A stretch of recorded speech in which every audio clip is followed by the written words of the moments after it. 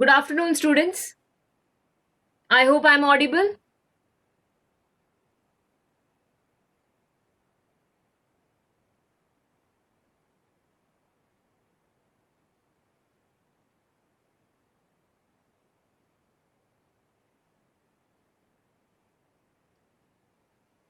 Yes, so today we have started with chemical bonding, and morning you studied about the Lewis dot structure where an element given to you, you are going to represent the valence electrons surrounding the symbol of those element. Okay, like we have seen many example. If I take now lithium, you have seen atomic number is 3. You found that there is only one electron, valence electron. So then we represent them as one single dot. Okay, and then we saw the significance of writing this Lewis dot structure, that whatever dots are there, that tells you about the valence electron, and using this valence electron you can find the valency. Okay, so valency can be the number of electrons which are present in the outermost shell, or it can be, if the numbers are higher, then it will be 8 minus the number of valence electrons. That will give you the valency. Okay, so this is what we had covered up in the morning. Now I will start with working out few problems. How to write the Lewis symbol for the following atoms and ions. Now here sulfur is given and sulfide ion is given to you. So if I take sulfur, atomic numbers you need to remember. Okay, sulfur atomic number is 16. So I will write down first for sulfur. So sulfur atomic number is 16. So electronic configuration will be 1s2, 2s2, 2p6, 3s2. See how many are over here. This side 10 are over. Okay. And then I'm going to 3s2. Remaining is 4 more. No, for 6. So that means I need to write 3p4. Okay. How many are there? How many valence electrons you can see here? Students, tell me how many valence electrons are you able to find here? Yeah, 6 it should be. Okay, 6 here. Outermost shell, no, valence shell. 6. Third shell, see here. This is the third shell. I told you not to consider the orbital. You have to consider the shell. Valence electron means the number of electrons which are present in the outermost shell, not in the orbital. So number of electrons here, if you find 2 plus 4, that will be 6. So then it should be sulfur. Symbol you write S. Then you surround them by 6 electrons. So 1, 2, 3, 4, and then 5, 6. I can write in this way, or you can put 1 electron also. Okay. So got that is for sulfur. Now what do you mean by sulfide ions? S2 minus means what? That sulfur has taken 2 electrons extra. Okay. So here sulfur electronic configuration is this. Yeah, they have gained 2 electron. Minus means the electrons are extra. How many minus are there? So many electrons will be extra in them. Now sulfur, we know it is 16. So 2, 8 and then 6. No, we have seen this. First shell has 2 electron. Second shell has 8 electron. And the last shell has 6 electrons. So 2, 8, 6 I can write. I am writing for sulfide ion now. Okay. So 2 minus means they have taken plus 2 electrons extra. So I will take those 2 electrons extra. Okay. So here, first you write for sulfur. Sulfur has 6 electrons already. So 1, 2, 3, 4, 5, 6. They had 6 electrons. Now they have taken 2 electrons extra. That I will mark as cross, okay, so that you will be able to understand that they have gained 2 electrons. That is not their own electrons. They have got it from somebody, okay. So these are the 2 extra electrons. So what you have to do is you have to take this whole element and then put that 2 minus charge on them, okay. So this is how you have to represent the Lewis symbol for the negative ions. If they ask you like this, you have to represent. Okay. Yeah, its octet will be complete. So electronic configuration will be 2, 8 and then 8. It will be stable. Let means sulfur will take 2 electrons so that they can attain the stable electronic configuration. So that is the reason why any non-metals, they try to receive an electron, because for them it's easy to attain the octet configuration by taking an electron. And metals usually prefer losing the electron because easy for them to attain the octet configuration. Okay. So write down, students. Write for sulfur and sulfide.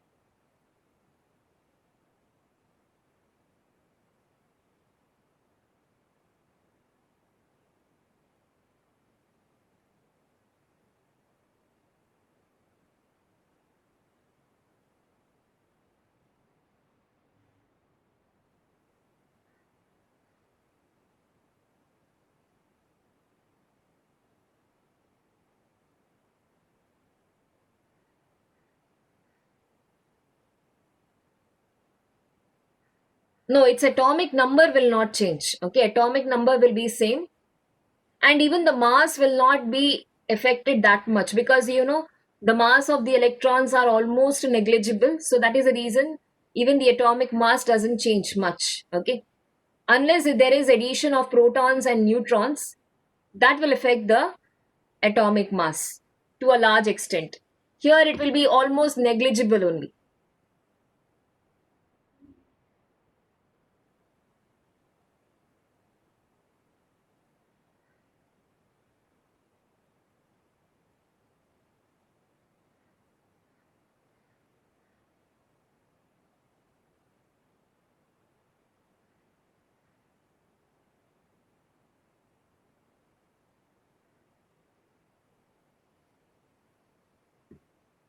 The only change what happens is their electronic configuration is little varied. Okay, that they have got 2 electrons extra, but then there is no change in the atomic number, neither there is any change in the atomic mass. If there is change in the mass, it will be very less, I said.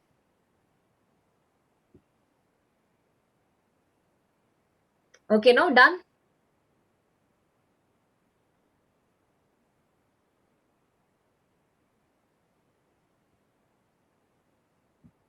Yes, next one, take down next one. Aluminium and aluminium 3 plus ion.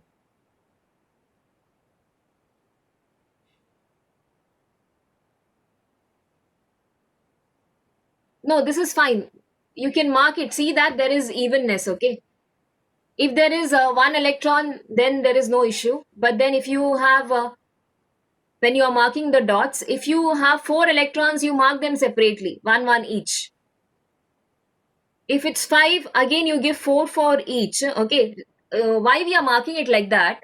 Reason is because electrons, they don't want to occupy together maximum distance and minimum repulsion. Okay, so that is the reason when you have an element, if it is 1, it is like this. 2 means you give them far. Some they even write it opposite to each other. If 2 is there, like this. 3 can be anywhere. Okay, this can be here also, that side also, that's fine. That is according to our convenience. 4 means you put it like this. 5 here, anywhere. Okay, 5 means. 6 if you have, you can do it in this way. 6 if the electrons are there, this is also fine representation, and this is also correct. Okay, you can keep it like this. 1 here, and then 2 each. 6, this is also accepted, and this is also correct. Okay, 7 means anyway they will be having only 1 electron. So anywhere you write, but then see that it's evenly distributed like that.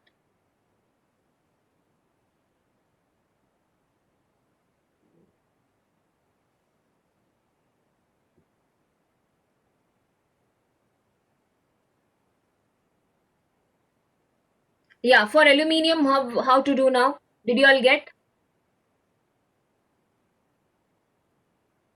Yeah, cross mark we have put for extra electron, correct. Just to like understanding that the electron they have gained from some other element. It's not their own electrons. They don't have so many electrons, they have got it from somebody else. So aluminium, it's 13, correct, no? So 1s2, 2s2, 2p6, 3s2,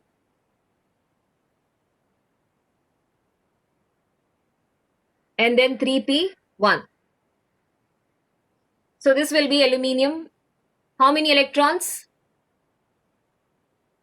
Everybody, how many electrons? Yeah, 3. So 3 in their outermost shell. Okay, 3. 3 is the shell, last shell, full. S and P belonging together. Okay, third shell. So aluminium will have 3 electrons. So 1, 2, and then 3.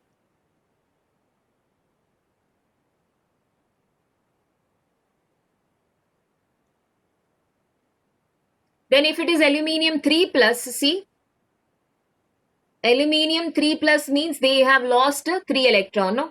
So electronic configuration is 2, 8, and then 3. So you will write minus 3. They have lost 3 electrons. Okay.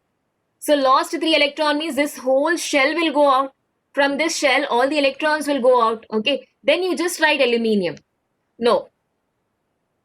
Yes, there is no dot. Okay, you are not going to represent any dot here because in that last shell there is no electrons. Okay, so we follow this method where you don't have to see the second shell. Okay, some even write like that, but then we are going to follow only one pattern. Okay, third shell doesn't have an electron. Aluminium is supposed to have three shells. In that third shell there is no electron, so we will keep it empty like this. Okay, so it will be having only two shells. In this, these are the core electron, but then 3 plus charge you have to put, saying that the electrons over here it's empty and they have lost those three electrons.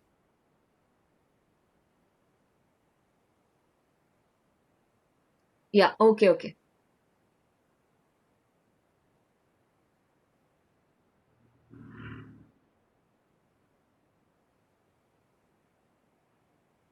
Yes, copy it down now.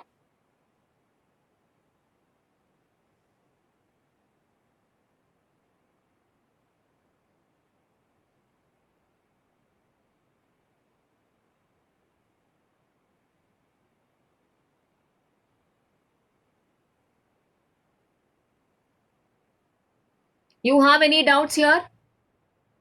Did you follow how to write the Lewis dot structure for ions?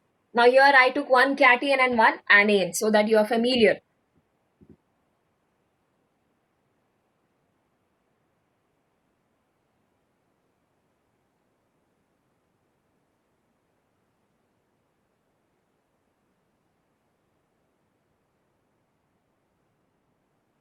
I'll give you few examples for magnesium and magnesium ion. This you take as homework, okay, students?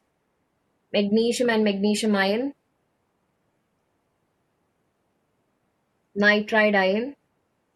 These two you take for example, for homework. These two example I've given, no? That you take as homework.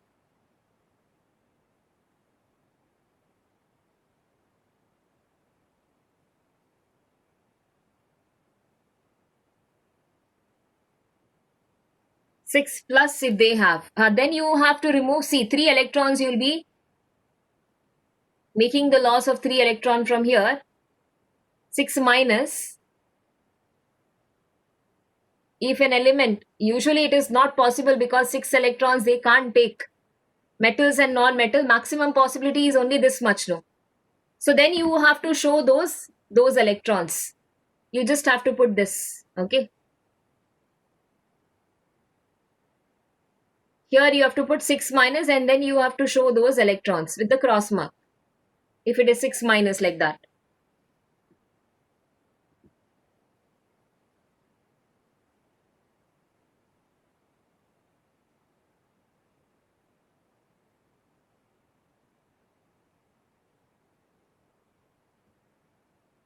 But majority what we are going to see here is only so many.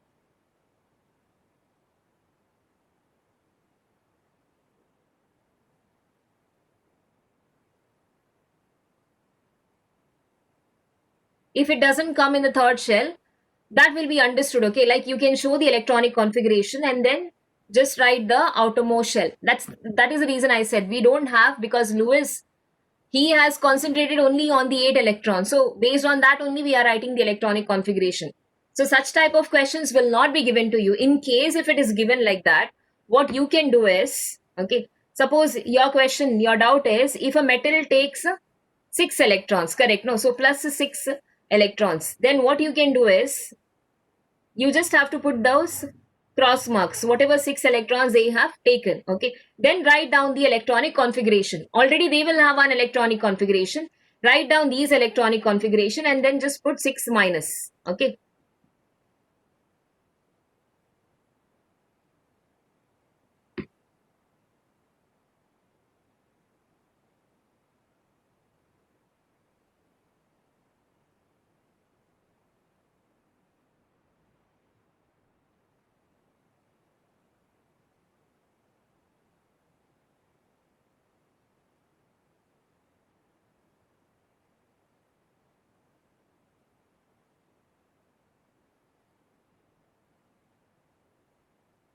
Yes, over?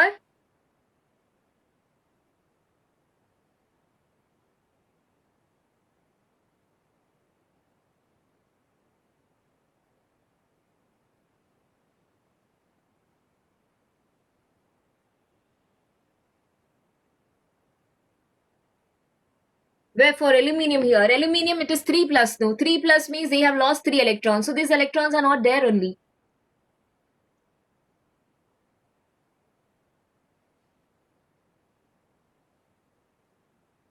You're asking for this question, right? Why we are not putting a cross mark?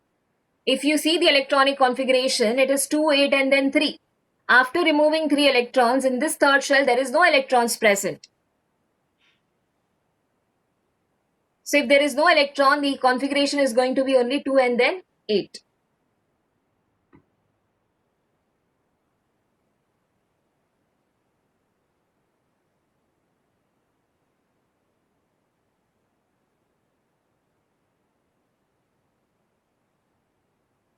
Second shell we don't write. We are not representing here because the electrons are lost from the third shell. No, so we don't represent this. These are inner electrons. Which electrons are participating in the reaction? Only the electrons which are there in the outermost shell. So that's the reason like we don't talk about the core electrons because they are not found to be participating in the reaction. So I said maximum what you are going to get will be 1, 2, 3. Okay, for losing. And maximum you are going to get for them to gain will be again 3, 2 and then 1, gaining the electron, okay, because 5 electrons they will already have in their shell. So according to the Lewis concept, we don't have where they are taking the electrons so many, then different concept you have to use. We can't apply Lewis concept, okay. So there are different theories which have come forward to explain when the bonding becomes higher. No, because it's plus charge. No, plus charge means you are not putting any cross mark because that belongs to their own electrons. That was their own electrons which they have lost. When you are taking someone else electrons, okay, when they have received the electrons from somebody else, then you put that cross marks to show that they have got it from some other elements.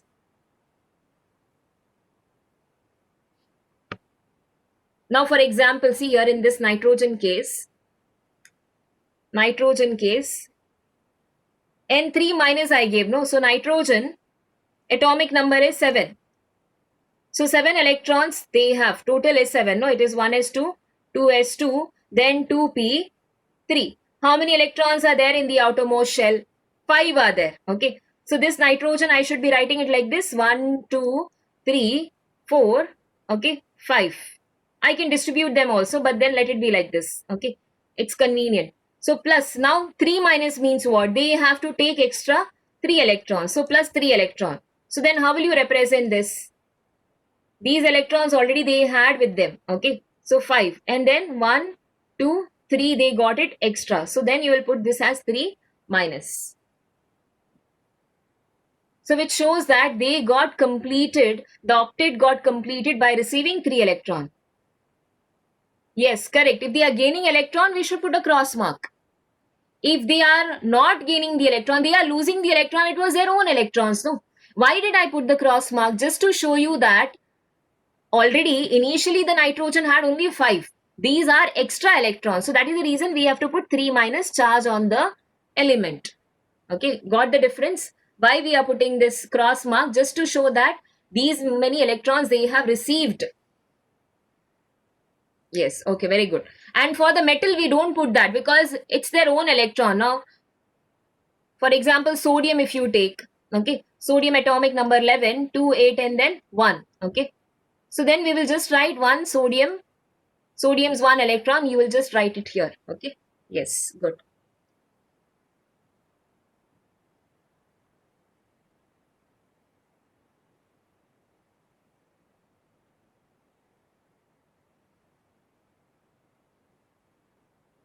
Okay, very good. Very good that you are asking so that you don't have any confusions. Okay, I'll proceed then. Okay, now our next concept is to study the type of chemical bonds. Okay. So first type of bond what you are going to study is ionic bond, also called as electrovalent bond. As the name says, see, as the name goes, ionic bond means that means there is a bonding between the ions. And you know there are two types of ion. One is the positive ion, and then we have the negative ion. So there is one positive ion and then we have a negative ion. So the force of attraction which is existing between these opposite ions, that itself is called as ionic bond. Okay, so ionic bond is nothing but which is formed by the electrostatic force of attraction between the opposite charges, or positive ion and negative ion, or you can even call them as cations and anions. So between these opposite ions, whatever force of attraction exists, that bonding itself is called as ionic bonding. And how are the cations being formed? You know, cations will be formed by loss of electrons. So this one element will lose the electron, will carry A plus charge, plus one electron will be lost. This one electron will be taken by some other element. For example, I'll take that as B. So B element will receive that electron, get converted to B minus. So between this A plus and this B minus, the force of attraction will start existing. Okay, so that creates a bonding. Because of the force of attraction, they are held together. So that bond itself is the ionic bond. Okay, so it's simple. So ionic bond is nothing but a bond formed result of electrostatic force of attraction between the positive and the negative ions. Okay, we also call them as cations and anions. So you can write down the definition for ionic bond. First type of bond. Here you give the heading, okay, ionic bond, ionic or electrovalent bond.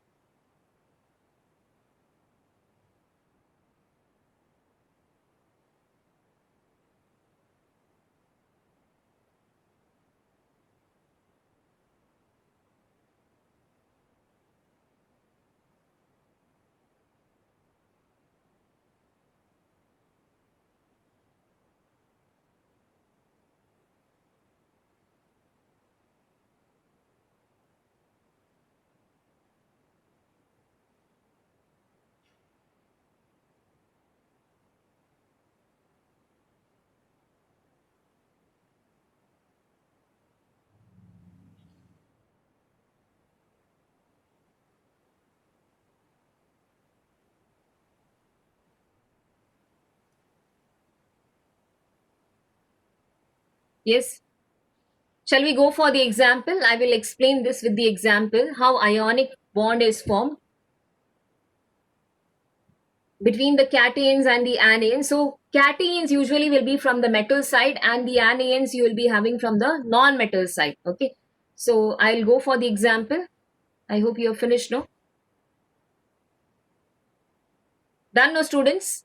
Ionic bond definition is over. Okay, if not, I will explain. I'll go back to that later. Okay, so now your example I'm going to take is of sodium chloride. How sodium chloride bond is being formed. Okay, how they are held together by the ionic bond. Sodium, you know, atomic number is 11. Okay, so 11 means electronic configuration goes like this: 2, 8 and then 1. How sodium ions, if they want to form a bond, only then these reactions will take place. Okay, so here sodium 2, 8 and then 1 electron is present. How sodium will become stable if they lose this one electron readily. Okay, then sodium ions usually will be formed by losing one electron so that they can attain the stable electronic configuration of neon. If they lose this one electron, so they convert into sodium plus ion, plus one electron will be lost. So your plus charge indicates that they have one proton extra compared to the electron. Proton and electron ratio, here proton and electron ratio in the sodium was similar, but they lost one electron. So in that case, proton ratio will increase and electron ratio will come down. So number of proton ratio which is more, we write them as plus charge. 2 plus means 2 protons are extra compared to electron. So your electronic configuration is 2 and then 8. And they have got the noble gas configuration, that is neon's configuration they have attained here. Now these electrons which are lost by the sodium will be taken by the chlorine atom, because chlorine atom's electronic configuration is 17. So 2, 8 and then 7. So this chlorine requires one electron to complete their octet. So they will be eagerly waiting to take that one electron which has been given out by the sodium. So immediately they will grab that electron and get converted to chloride ion, that is Cl minus ion, having the electronic configuration of 2, 8 and then 8. Okay, this will be the electronic configuration of argon. So chlorine easily accepts that electron and sodium easily gives an electron. Only reason for them to do this is because so that they can attain the stable configuration. One is of neon and the other one is of argon. So once they are in this particular form, this sodium is in the plus charge and the chloride ions are in the minus charge, there will be a force of attraction existing between these opposite charges, and that force of attraction will lead to formation of sodium chloride. Okay, so this is how the ionic bond formation takes place. Okay, so you can write down formation of sodium chloride. Whatever I explained just now, I will give you here. Okay. Again, I will write down. Then you can write down the sentence below that.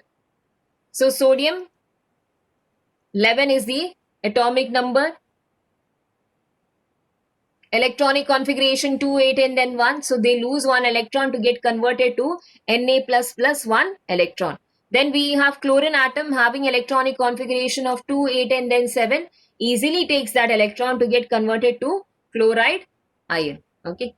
Then there is Na plus and the chloride ion combine together to form NaCl. The bond between them is called as ionic bond or electrovalent bond.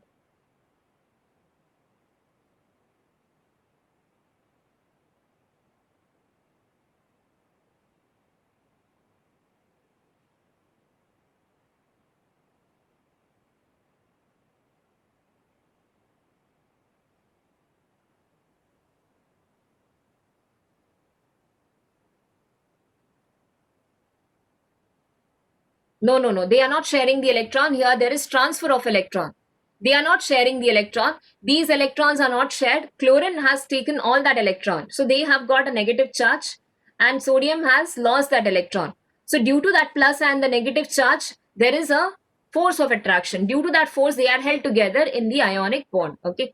So they have not shared the electron. It is transfer of electron. They have given that electron.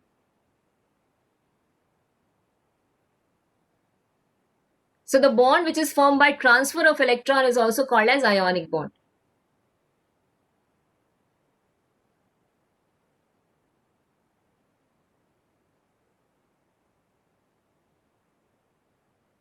Yes.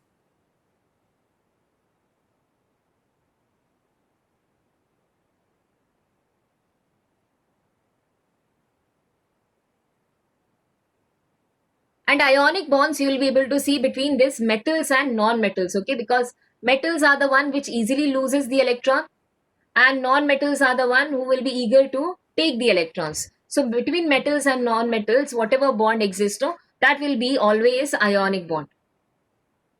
Sodium has lost that electron to chlorine. Chlorine atom has taken that electron to get converted to chloride ion, okay.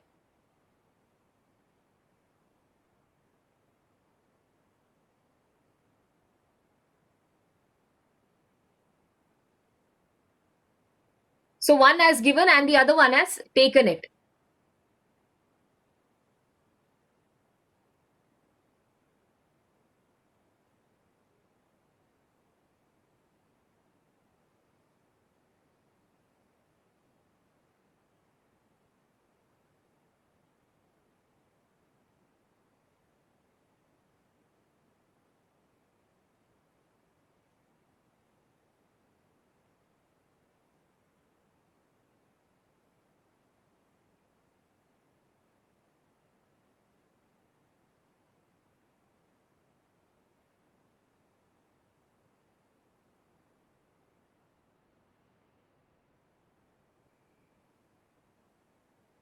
Yeah, still there is any confusion in this? Did you follow how the ionic bond is formed?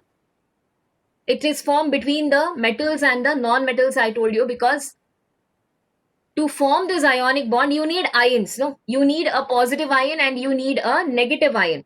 So this has to be generated Initial stages, they are just a metal. They were there in their elemental state. Okay, they didn't have any plus and minus charge. So here metals, if you take and you mix them with the non-metals, metals will readily lose their electrons. Okay, so when they lose their electron, they get converted to a positive ion. So when they lose, they will be, this non-metals will be able to accept them. So this chlorine atom over here will take that electron and they get converted to chloride ion. So due to this different charges which are created, these charges starts having a force of attraction between each other. So that force of attraction give rise to this bond.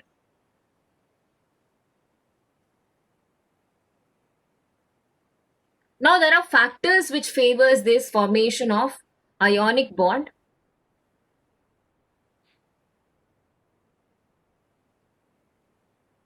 No, sodium and chlorine are not sharing the electrons. Okay, they are not at all sharing these electrons. It is just a negative force which are holding them together like a magnet. You can imagine them like a magnet. If you have a magnet with you and then you have iron fillings, there is no bond there. Correct? No, they are just held because of the force of attraction. So there is no bond. Actually, in the ionic compounds, there are no bond. It's just a force of attraction which holds them together. But that force of attraction is quite stronger, so that's enough for them to hold.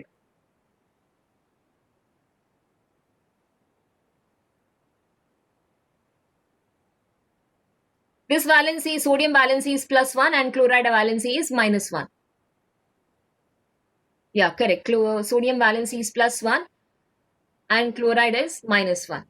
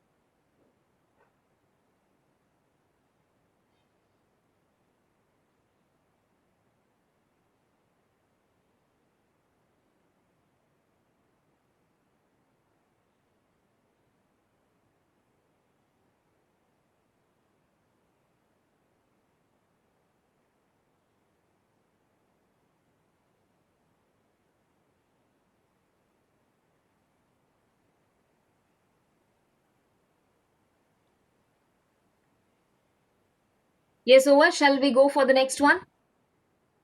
Done, no, everyone? Anything to ask? Still, if you have any doubts, you can clarify it. Then we can proceed. Done, no? If you don't have, then I will move further.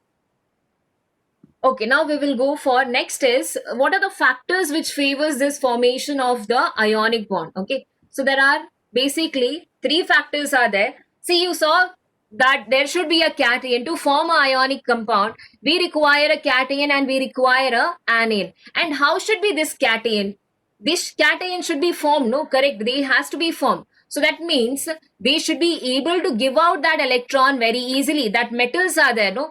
Whatever metals you are taking, they should be able to give the electrons easily. Then how is the ionization enthalpy if they give the electrons easily? Is the ionization enthalpy going to be very high or the ionization enthalpy will be low if they give the electrons easily? Yes, they should have low ionization enthalpy. Very good. So if the metals gives out the electron easily, that means this metals will have low ionization enthalpy. We are talking like when the ionic compounds formation will be favorable, okay, when it will lead to easy formation of ionic compound. So one reason for them is these metals should be able to give out their electrons easily. So if they are able to give out their electron easily, that means they will have very low ionization enthalpy. They should have low ionization enthalpy. And how should be this non-metals who is taking the electron? Non-metals should be able to, now if somebody is giving, the other one should be able to accept that easily, okay, and only then the formation of this will take place. No, if this one is giving and the other one is not accepting, then what type of bond will be formed? Then there is no possibility of bond formation. Okay, so here metals are the one who give them the electrons easily, and non-metals should be able to accept that electron readily. Okay, accept the electrons readily which are given by the metals. Okay, then they should have, when they take the electron easily, that means their electron gain enthalpy should be very high. Okay, easily taking that electrons. So the one which has high electron gain enthalpy and the metals which has low ionization enthalpy, they will favor the formation of ionic bond readily. Okay, these are the two cases. So here when the metals get converted to their positive ion, you will be having them in this state. Okay, imagine like normal, I am taking as generally metal is in M plus form, non-metals will be in N minus form. Okay, so this, they will be in the gaseous state. Now we are talking about how the formation is taking place. So finally is what, if they have to form this bond, you have seen most of the ionic compounds exist in the solid state. Okay, this might be the process how they might have been formed during the reaction. Low ionization enthalpy means you have to supply the energy, so usually they will be in the gaseous state. Even here, electron gain enthalpy means the element is taking that electron and that is in the gaseous state again. So this metal from the gaseous state and this non-metal in the gaseous state, okay, they will combine together and then finally there will be formation of this Mn, that is ionic compound in the solid state. Okay, this energy which is required for them to form this solid, no, that is called as lattice enthalpy. Okay, so finally they should be having high lattice enthalpy. Lattice enthalpy means when we are not talking about one here, one atoms we can't take. Okay, 1 mole of the molecules we will be taking. So how much amount of energy is released when this cations and anions combine together to go in the solid state? That energy is there, no, that energy is called as lattice energy. So here if two elements combine together, then there should be energy released because they are going from the gaseous state to a solid state to form a bond. So whenever a bond is being formed, no, always they release the energy, and if they release the energy, then the bond formed will be highly stable. Okay, this you can understand. For you it will be difficult to imagine in terms of atoms.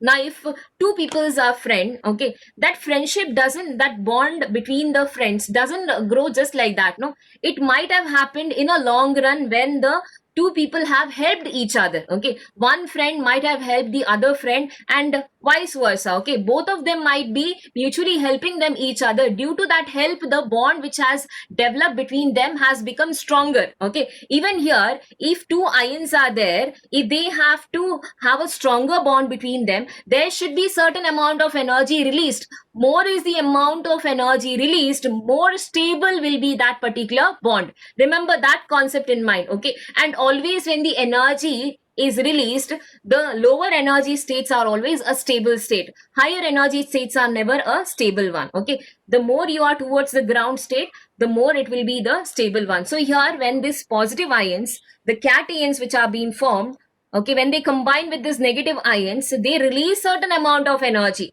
That energy is called as lattice energy. Now in the case of sodium chloride, I have taken this picture. If you are able to see, okay, there are positive ions and then they are negative ions in the gaseous state. Okay, so when they go into this lattice, that salt structure is there, no, you imagine the salt which we eat. So from the gaseous state, they are going to that solid state. In a stable state, when they are going, the energy released was quite higher. Okay, so they will be releasing that energy. Negative it will be. Now if you want to convert them into gaseous state, that time also whatever energy you are applying, no, that is also is called as lattice enthalpy only. Means how much amount of energy will be required to break this bond and convert them into gaseous constituent ions. That energy is also called as lattice enthalpy.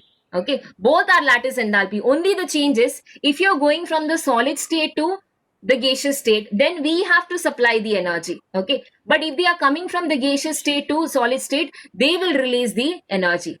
So when they release the energy, the reaction was exothermic, so it was negative. But when we are supplying the energy, the reaction will be endothermic, so the value will be positive. Okay, but both the values will be similar. Okay, how much amount of energy they have released to form this bond, so much amount of energy they will again require to break this bond. Okay, like I said, no, friendship between the two people or a bond between the two people which is existing, if they have done lot of work and they have spent the time to develop that bond, then the other person to break that bond also will require high energy. They will not be able to break that bond so easily. Okay, the amount of energy required to break that bond also will be so much higher, how much energy is released during the formation. Okay, it won't be that easy. So I am telling you, higher that energy, stable will be that compound. Okay, if it is difficult, that means the bond between them is very, very strong. Okay, so always if the ionic compound has to be a stronger ionic bond, then the lattice enthalpy should be always higher.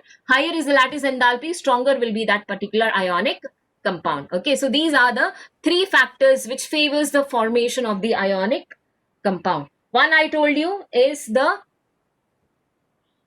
cation formation. When the cation is being formed, they should be able to give out that electron easily. So they should have low ionization enthalpy. The metal should have low ionization enthalpy, give out that electron easily. And the non-metals which are there should be able to accept that electron easily. So they should have high electron gain enthalpy. And the next thing, the last thing is when these two combine together, to convert into a solid state, that enthalpy also should be very high. That is called as lattice enthalpy. Okay, so I said lattice enthalpy can be defined in two ways: the amount of energy released when the gaseous constituent ions convert into a solid state, or it can also be defined as the amount of energy required to break the 1 mole of solid compound into their gaseous constituent ions. Okay, both are lattice enthalpy itself. The only difference is if they are in the solid state, how much energy you are supplying to break them, then it will be positive value. Okay, because you are supplying.